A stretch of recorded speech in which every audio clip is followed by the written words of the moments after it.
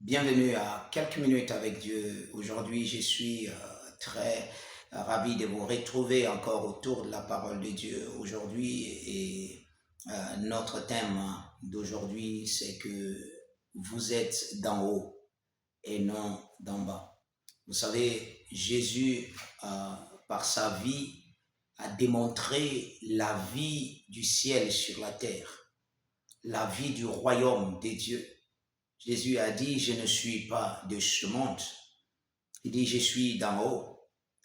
Et la Bible nous a appris par sa vie il a réellement démontré la vie d'un autre royaume sur la terre. C'est pour ça que c'était toujours euh, étonnant pour les gens qui le voyaient vivre. Pourtant, pour lui, c'était normal. Pour Jésus, c'était normal. Jésus vivait le royaume sur la terre.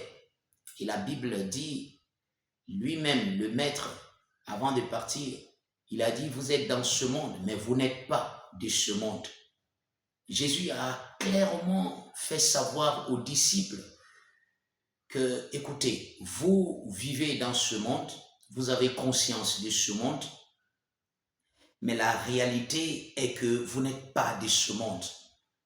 En d'autres termes, vous êtes étranger dans ce monde. Vous venez d'un autre monde, un monde plus supérieur, un monde plus grand, un monde qui règne et qui domine sur le monde physique. Et Jésus est venu, n'est-ce pas, nous apprendre à vivre la vie du royaume sur la terre, la vie de la domination, la vie de l'autorité céleste sur la terre. Et alors, en tant que chrétien né de nouveau, vous devez savoir que vous vivez avec d'autres règles sur cette terre. Vous ne vivez pas avec les règles de ce monde.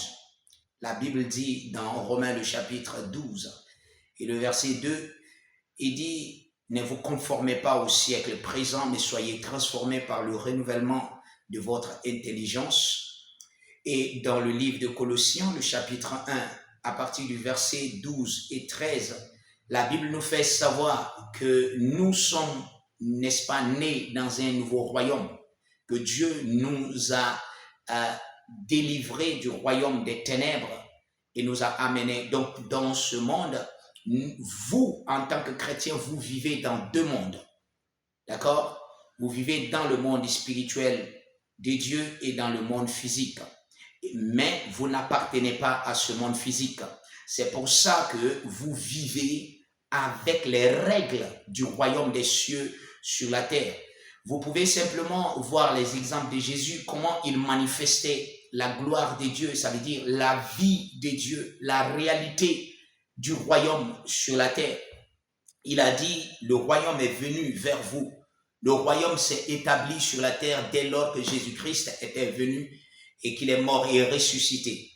Il nous a laissé avec la capacité de vivre la vie du royaume sur la terre. Et c'est ce que vous devez penser.